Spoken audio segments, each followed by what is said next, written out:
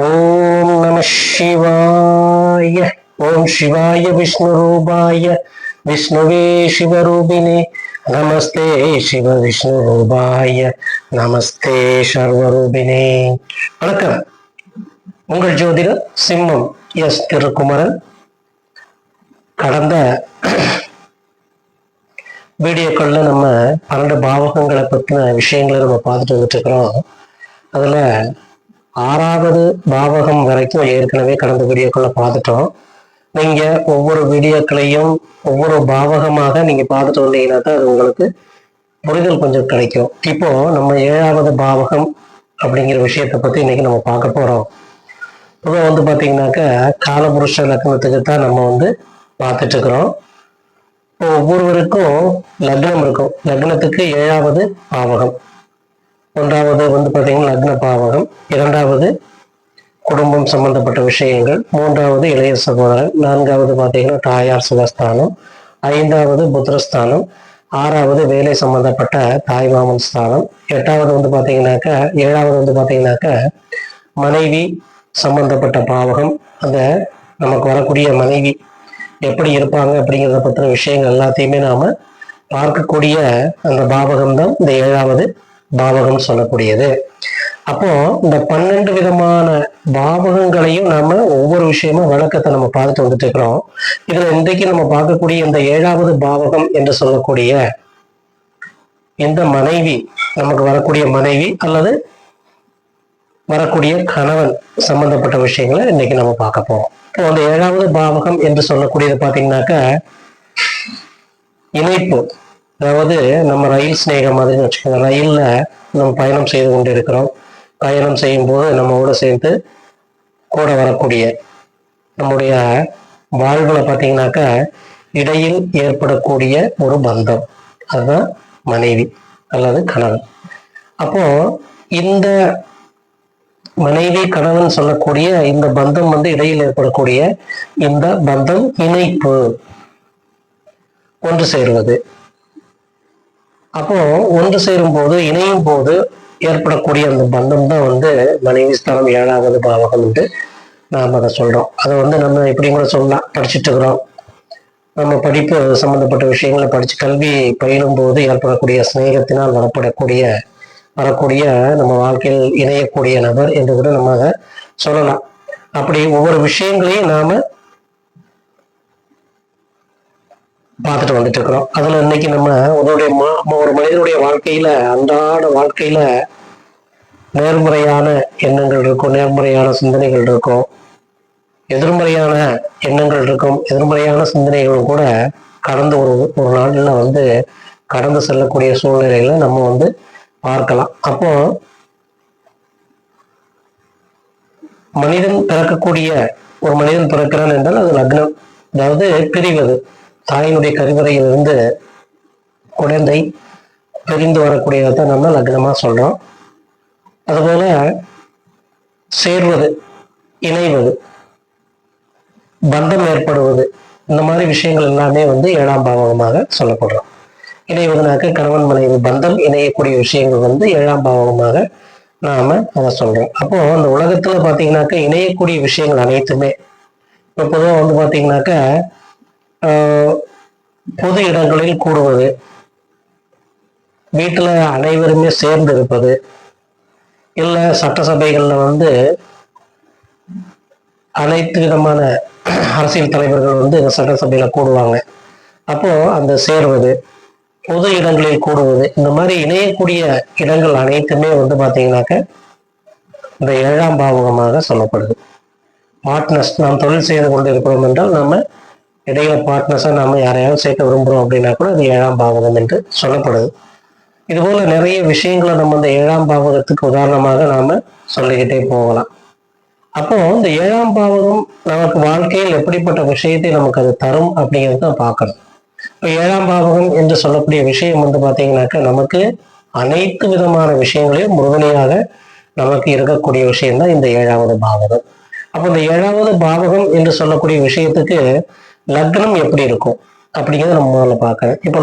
இப்போ காலபுருஷ லக்னம் சொல்லக்கூடிய மேஷத்திற்கு துலாம் வீடு பாத்தீங்கன்னாக்கா 7வது வீடாக வரும். அப்போ அப்போ அந்த காலபுருஷ லக்னம் சொல்லக்கூடிய மேஷத்திற்கு அது மாரகஸ்தானமாக அந்த 7வது இடம் வரும். மாரகஸ்தானம்னாக்க பாதிப்புகளை, மாரகஸ்தானம் அப்படிங்கிறது ஒரு வாழ்வில் அவருக்கு இறப்பு சம்பந்தப்பட்ட விஷயங்களை சொல்லக்கூடிய அந்த 7வது பாகமா வரும். அப்போ லக்னத்துக்கு மட்டும்தான் அந்த 7வது வீடு என்பது மாரகமே தவிர மற்ற இருக்கக்கூடிய 2வது பாவகம் சொல்லக்கூடிய ரிஷபமாக இருக்கட்டும், 3வது பாவகம் மிதனமாக இருக்கட்டும், 4வது பாவகம் கடகமாக இருக்கட்டும், இந்த விஷயங்களுக்கெல்லாம் இந்த 7வது பாவகம் எந்த மாதிரியான விஷயங்களை செய்யும் என்பதை நாம கருத்தில் எடுத்துக்கணும். இப்போ பாத்தீங்கன்னாக்க 2வது பாவகம் என்று சொல்லக்கூடிய ரிஷபம் காலபுருஷ லக்னத்தை தான் நம்ம பார்த்துட்டு இருக்கிறோம். அதுல மேஷத்தை கடந்து 2வது பாவகமான ரிஷபத்திற்கு என்பது பாத்தீங்கன்னாக்கா குடும்பஸ்தானம். மேஷத்திற்கு 2வது குடும்பஸ்தானம். இந்த குடும்பஸ்தானத்திற்கு இருக்கக்கூடிய பிள்ளைகள் வருவாங்க. நம்ம அதாவது அங்க இருக்கக்கூடிய நம்முடைய தாய் தகப்பனார்கள், நமக்கு வரக்கூடிய நம்முடைய குடும்பம் சம்பந்தப்பட்ட விஷயங்கள் அங்க வரும். அப்போ அந்த விஷயம் வரும்போது பாத்தீங்கன்னாக்கா அந்த பாவகத்திற்கு இந்த துலாம் வீடு என்பது பாத்தீங்கன்னாக்கா 6வது பாவகமாக வரும். 6வது பாவகம் என்று வரும்போது அங்கிருந்து நாம வம்பு வழக்கு சண்டை சச்சரவுகள் போன்ற விஷயங்கள்னால அங்க இருக்கக்கூடிய குடும்பத்தில் இருக்கக்கூடிய நபர் பிரிந்து செல்லக்கூடியது. மனைவி வரும்போது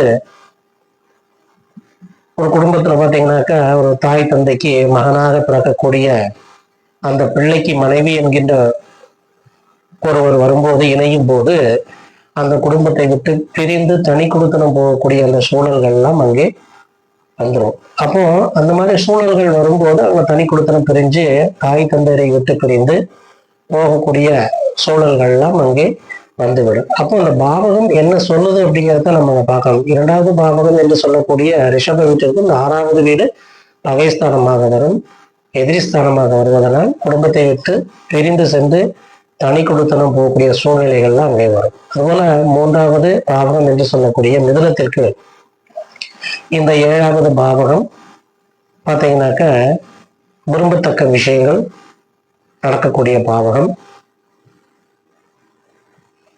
இந்த மேஷத்திற்கு இந்த 3வது பாவகம் என்று சொல்லக்கூடிய மிதுனம் என்பது இளைய சகோதரன், தைரியஸ்தானம் போன்றவை எல்லாம். அதற்கு இந்த 7வது வீடு என்பது புத்திரஸ்தானம். அதாவது 7வது வீடு என்பது பார்த்தீங்கன்னாக்கா அதாவது மேசத்திற்கு 7வது வீடு துலாம், மிதுனத்திற்கு 5வது வீடு அதாவது தாய்க்கு பின் தாரம். இந்த தன்னுடைய சகோதரர்களுக்கு அன்னை போன்றவர் நாம் எப்படி நம்ம சொல்லலாம். அந்த மாதிரியான விஷயங்கள் அங்கே அந்த பாவகம் சுட்டி காட்டும். விரும்பத்தக்க விஷயங்கள்லாம் அங்கே இருக்கும். இளைய சகோதரனுக்கு அந்த மாதிரி விஷயங்கள் இருக்கும். 4வது பாவம் என்று சொல்றது காயாருக்கு இந்த பாவகம் பாத்தீங்கன்னா வீடு வண்டி வாசல் சொத்து சம்பந்தப்பட்ட விஷயங்கள்லாம் அங்கே சொல்லப்படக்கூடிய ஸ்தானமாக அங்கே வேண்டுகிறோம். 5வது ஸ்தானம் சொல்லக்கூடிய புத்திரஸ்தானத்திற்கு இது தைரியஸ்தானமாக வெற்றி ஸ்தானமாக இருந்துவிடும். 6வது ஸ்தானம் என்று சொல்லக்கூடிய காலபுருஷனுக்கு 6வது ஸ்தானத்திற்கு இந்த 7வது பாவகம் விரயஸ்தானம். அதாவது மனைவிக்கு அந்த லக்னத்துக்கு மேஷ லக்னக்காரருக்கு 6ஆம் பாவகம் கன்னி வீடு. கன்னி வீட்டுக்கு பாத்தீங்கன்னாக்கா துலாம் வீடு என்பது பாத்தீங்கன்னாக்கா அங்கே பல பொருட்களை வாங்கி விரயம் செய்யக்கூடிய அதாவது பண விரயம் வரக்கூடிய ஸ்தானம் இந்த 7வது பாவகம். அப்போ ஒவ்வொரு பாவகங்களையும் நாம அங்கே பார்க்கணும். அதுபோல 8வது பாவகம் அதாவது 7வது பாவகத்திற்கு 8வது பாவகம் என்று சொல்லக்கூடிய விருட்சிகத்துக்கு இந்த 7வது குடும்பஸ்தானமாக வந்துவிடும். அதுபோல தந்தை இந்த லக்னத்துக்கு 9ஆம் இடம் சொல்லக்கூடிய தனுசு வீடு 7வது பாவகத்திற்கு பார்த்தீங்கன்னாக்கா தைரியஸ்தானமாக அங்கே வந்துவிடும். தைரியம், இளைய சகோதரஸ்தானம், அந்த மாதிரி விஷயங்கள் அங்கே வந்துவிடும். அதுபோல காலபுருஷ லக்னத்துக்கு மேஷத்திற்கு 10வது வீடுன்னு சொல்லக்கூடிய மகரத்திற்கு இந்த துலாமுக்கு பார்த்தீங்கன்னாக்கா 4ஆம் வீடாக வந்துவிடும். தாயார் சுகஸ்தானமாக அங்கே வந்துவிடும். நட்பு சம்பந்தப்பட்ட விஷயங்கள் எல்லாம் அங்கே வந்துவிடும்.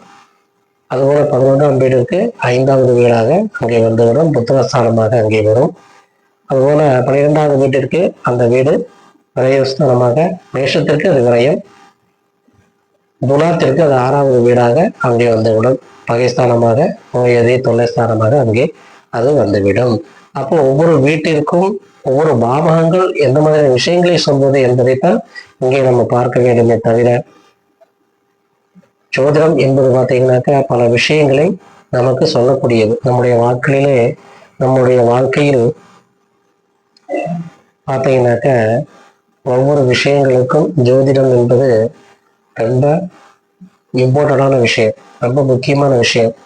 நாம் செய்யக்கூடிய காரியங்கள் அனைத்திற்குமே ஜோதிடம் ஒரு வழிகாட்டுதலாக இருக்கும். ஒரு விஷயம் செய்ய போறோம் அப்படின்னாக்க நாள், நட்சத்திரம், நேரம் எல்லாமே பார்த்து நம்ம செய்யணும்னாக்க எல்லாருமே நாள், நட்சத்திரம், நேரம் எல்லாம் பார்த்தான் செய்யறாங்களா அப்படின்னா நற்காரியங்களுக்கு பார்ப்பாங்களே தவிர தினமும் நல்ல நேரம் இதெல்லாம் பார்த்துட்டு போய் யாரும் செய்யறது அல்ல. ஒரு நற்காரியம், ஒரு திருமணம் சம்பந்தப்பட்ட, வீடு வாசல் சம்பந்தப்பட்ட விஷயங்கள், ஒரு டாக்குமெண்ட் சம்பந்தப்பட்ட விஷயங்கள் கையெழுத்தாகணும் அப்படிங்கிற விஷயத்துக்கு, இல்லை ஒரு பொண்ணு பார்க்க போறோம்னா அந்த நேரத்துல நல்ல நேரம் பார்க்கக்கூடிய விஷயங்கள் அனைத்துமே செய்வாங்க. ஆனா மற்ற விஷயங்கள் எல்லாம் அவங்க எல்லாத்துக்குமே நேரங்காலங்கள்லாம் பார்த்துட்டு யாரும் போனதில்லை.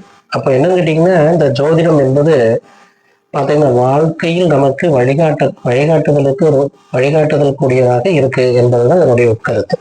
அப்போ அனைவருமே சப்ஸ்கிரைபர்ஸ், வியூவர்ஸ் அனைவருமே பார்த்தீங்கன்னா உங்களுடைய ஜாதகங்களை நீங்க ஆய்வு செய்து கொள்ள வேண்டும்.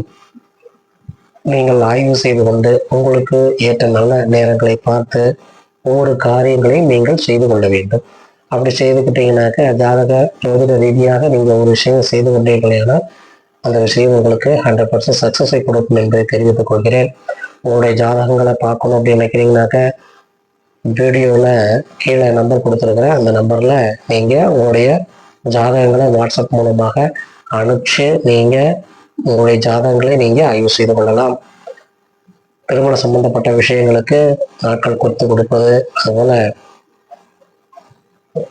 பொருத்தங்கள் பார்ப்பது, வீடு கட்டுறீங்கனாக்கா வாஸ்து சம்பந்தப்பட்ட கேள்விகளுக்கு உங்களுக்கு பதிலளிப்பது,